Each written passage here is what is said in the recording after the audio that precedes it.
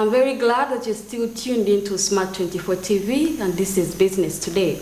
Now, in other news, the president has on several occasions been enraged by the corruption cases in Uganda. In addition to the general public, His Excellency has already issued warnings against offenders and those who demand money from Ugandan citizens. This afternoon, the president voted to eradicate corruption in the nation. Let's have a look. Make sure that corruption, which has been a problem in the civilian sector, does not come to the army. We have had some cases where we have some cases of corruption. Corruption is very dangerous for an army. To reckon this, His Excellency has today, during the Liberation Day, pledged to take the unscrupulous criminals to zero. Selling local government jobs. Abejukuru bangambire ngo emirimo ya local government erahakatare. Oyino kusasura. Nguni basasura bagure emirimo. Aba bantu aboni mu mbakenise. Mkwate ubujuru tubakwate tubatware ruzira. Ruzirere emyanya. In an empirical study, the first of its kind, initiated by the Inspectorate of Government in 2021 to establish the cause of corruption in Uganda, it was discovered that 23% of the annual government budget is lost to this vice. Uganda loses at least 9.1 trillion shillings to corruption conduits present in both the private and public institutions every year, Inspector of Government has established.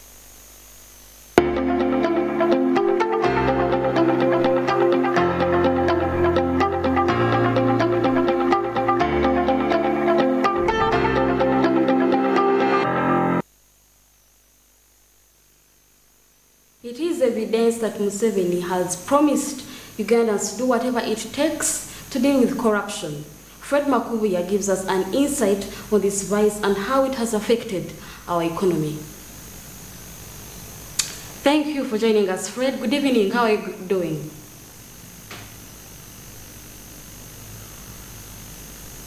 Fred? Live from Kisasi, and the reason why I'm here, we are here to digest one of the critical matters that the president of this country has just made this afternoon while he was officiating the 37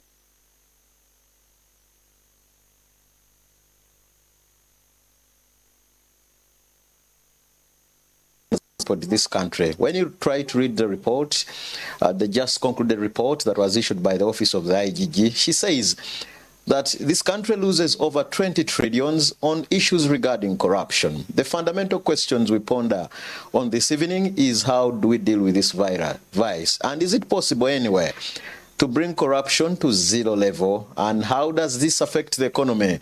Joining me to discuss this on this coffee court where we ask the critical question is Mr. Sendugwa Gilbert. He is the Executive Director of African Freedom Center. He is also the Senior African Regional Manager, Costa Uganda, but he's also the Technical Advisor with Kata Center. Mr. Gilbert Sendugwa, it's a pleasure and thank you for hosting us in your home. Thank you very much, Fred. I'm very pleased to be on Smart 24 TV. Good evening, dear viewers. When we talk about corruption, what exactly are we talking about? We are really looking about a situation where the private interest of a person benefits from the public life.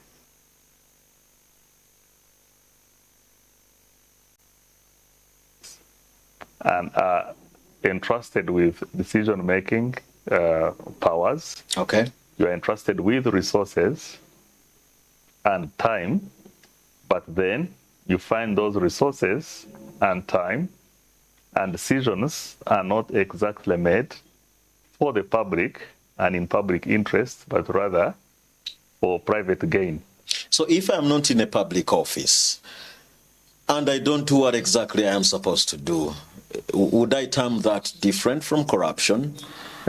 Obviously, if you are not in a public office, but you have through elections entrusted responsibility with those that you have elected to do certain things on your behalf, either to collect taxes or borrow resources, Okay.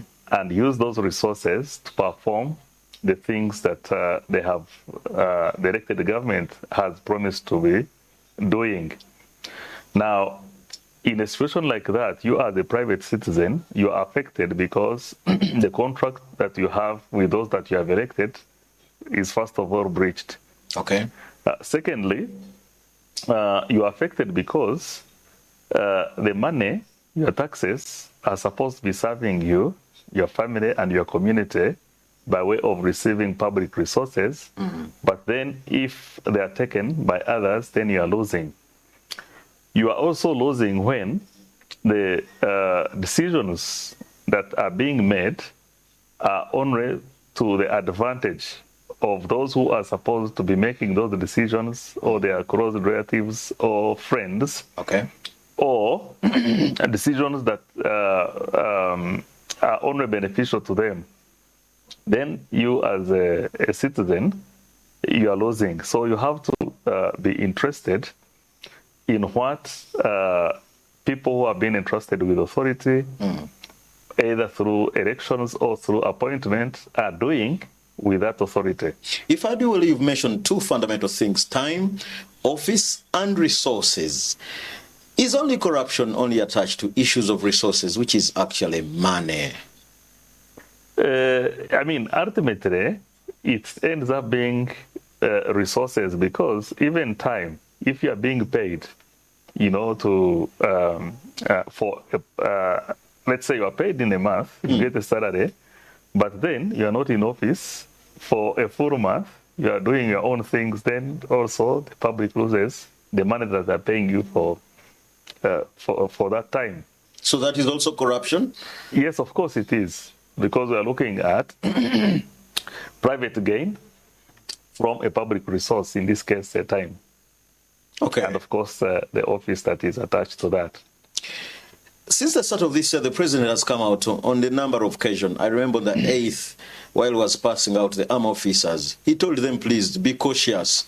As armed officers, avoid to be engaging yourselves in matters of corruption. This afternoon, it is the same song. I am told if you hear somebody singing the same song over and over, it means you must put emphasis there. So 2 times or more than those that the president has been spot on issues of corruption.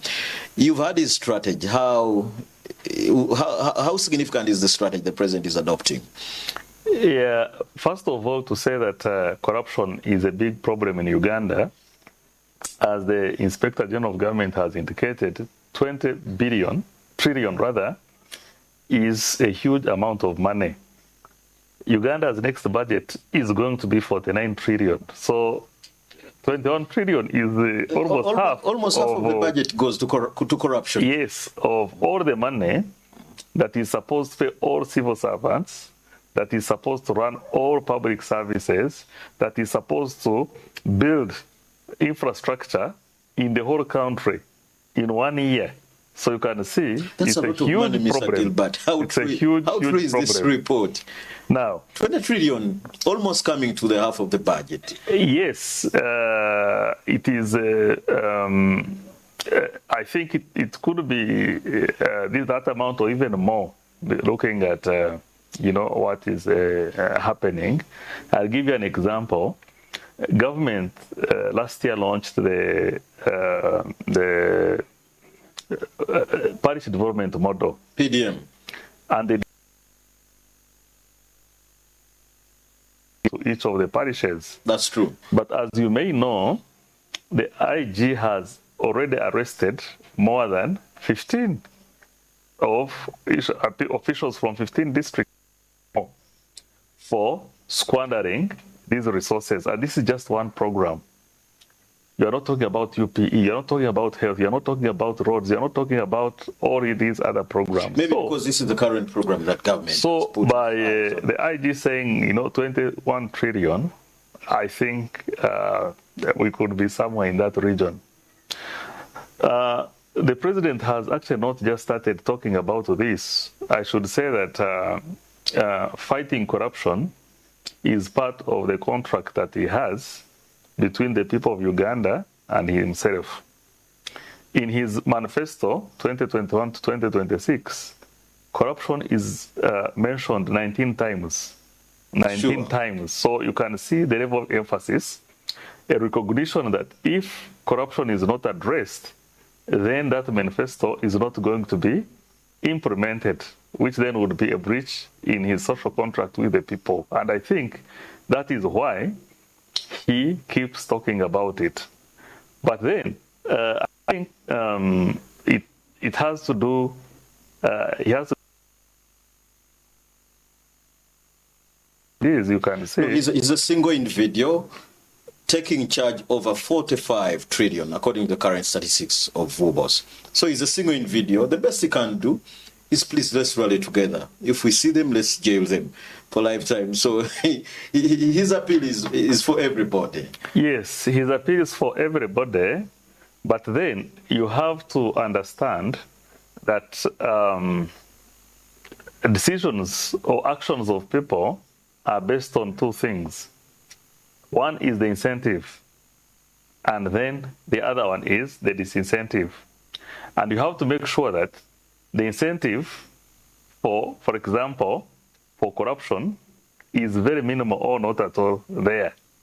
And then the sanctions are too high, so that people understand the cost of corruption is going to be I don't think that that is happening yet, because you can see for the president's program, which was a flagship program to deliver his manifesto, and money is released in 1 year, and in less than a year, more than 15 districts, getting that money stolen. It means that probably they see that, the risk for stealing that money or misusing it is very low as compared to the incentive of getting that money misused. Okay. Now, the president talks about jailing people, and it appears this is not scaring. It's not. Many of his officials. And if it was the case, then they would have stopped. But as you can see, he talks about it, and the next day, money gets lost. So, in my view, you need a multi-pronged approach.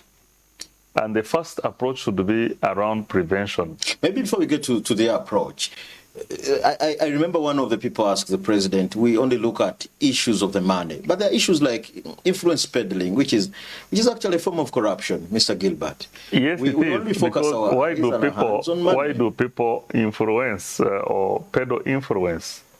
They are peddling influence about appointments. They are peddling influence about public contracts and projects, which result into money. It is not that just that they are peddling influence and there is no incentive. The idea is that once this decision is made this way, then there are huge amounts of money that are going to come their way or to their associates. Maybe in fact, if you look at the report, Betty Kamya, the IGG says most of the money is lost in healthcare, it's lost in education provision, in taxation and absenteeism in the public sector, amongst other examples that she cites out. Yes, it is true. And indeed, our also studies by the Africa Freedom of Information Center and also COST point in that direction. Our assessment of 2021 on procurement in health, education, agriculture, and works and transport sectors actually found that government was losing over 720 billion shillings in inflated costs. And this was based on the data that we accessed, which was less than 1% of the procurements that have taken place in the 5 years. You can see that if, for example, 10% of the data had been disclosed, it is likely that, probably the level of loss to government in inflated costs would have been probably 10 times than 720 billion that our analysis identified. Okay. And so now, looking at the approach and all these other mechanisms, so how do we deal with this vice? Yes, the first thing is that the president needs to... Why the president? I thought it should be because Mr. Gilbert, Fred, John, yes, everybody first watching all, us from Katanga, Mulago, Kamoja, Chisazi. It should be yes, from corner to corner, collective responsibility. That is true. It should be collective responsibility because the president alone cannot fight corruption. But he has to set the tone. He has to set the direction of things.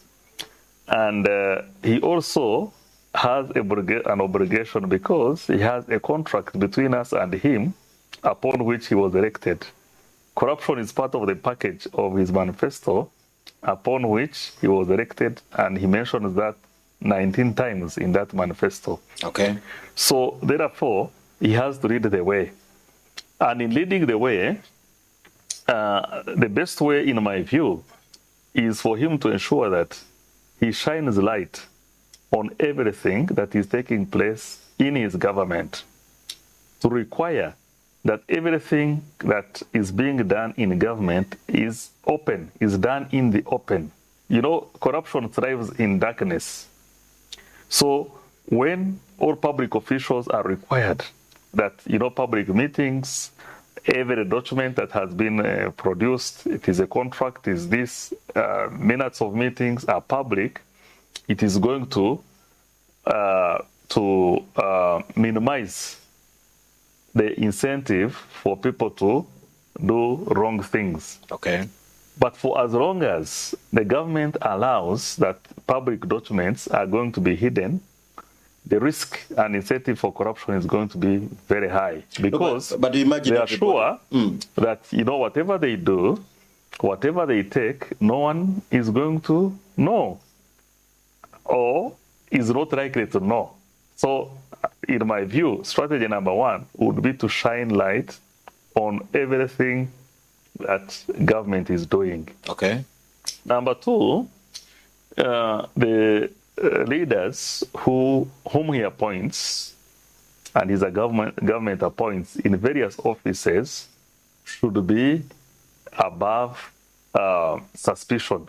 Why talk about the leaders appoints? Because there are even those he doesn't appoint, but corruption. Yes, we are starting to say that as part of implementing this social contract between the president and his party and the country, that, you know, these are people who are implementing it. So his appointees and those that have been appointed and those who have been put in position to serve in that manifesto must be beyond suspicion.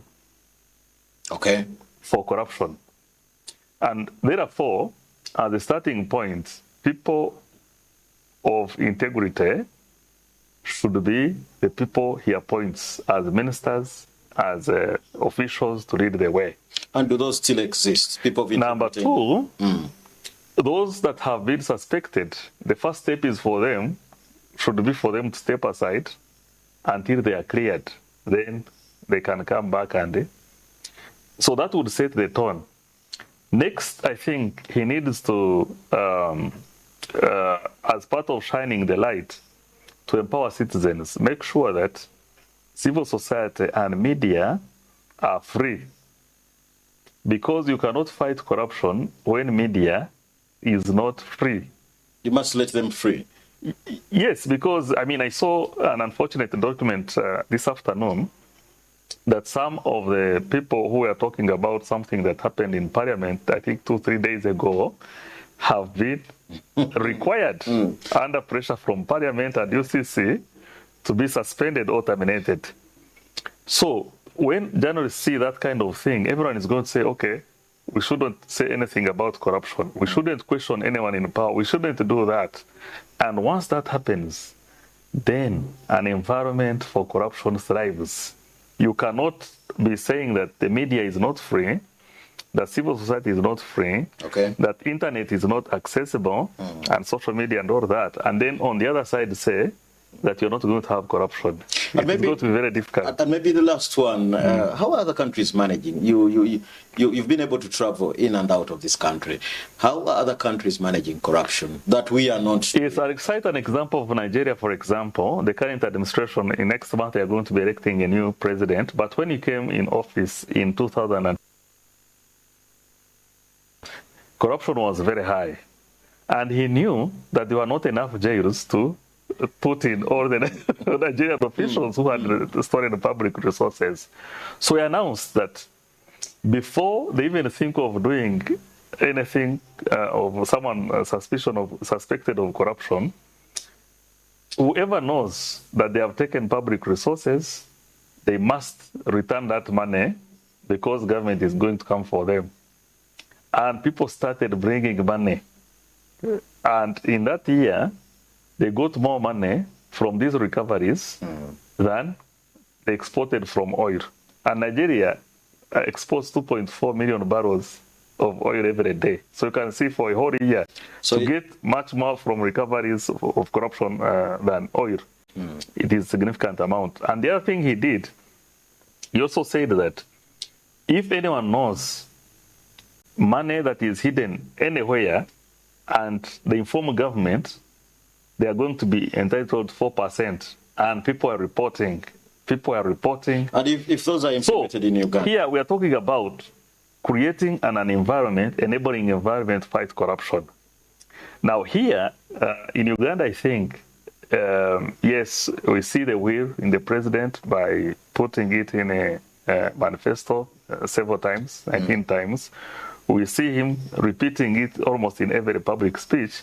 But I think the environment is not sufficient. Why? The deputy IG... Maybe as we plan to wind up, yes, Mr. Gilbert. The deputy IG reported in 2014 that the president was the biggest whistleblower.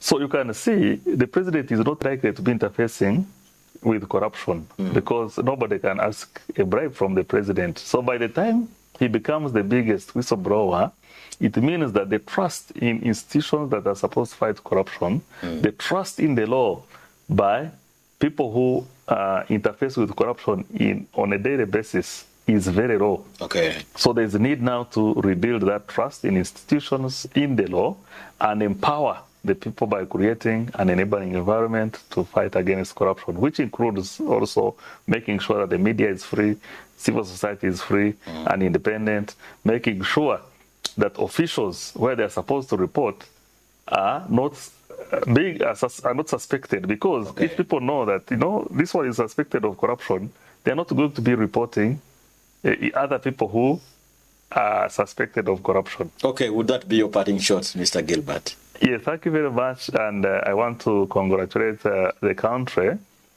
on celebrating these 37 years of NRM, and to call upon the country to rally upon the president's call to rise up against corruption and join him so that the government and the country can win against corruption very soon.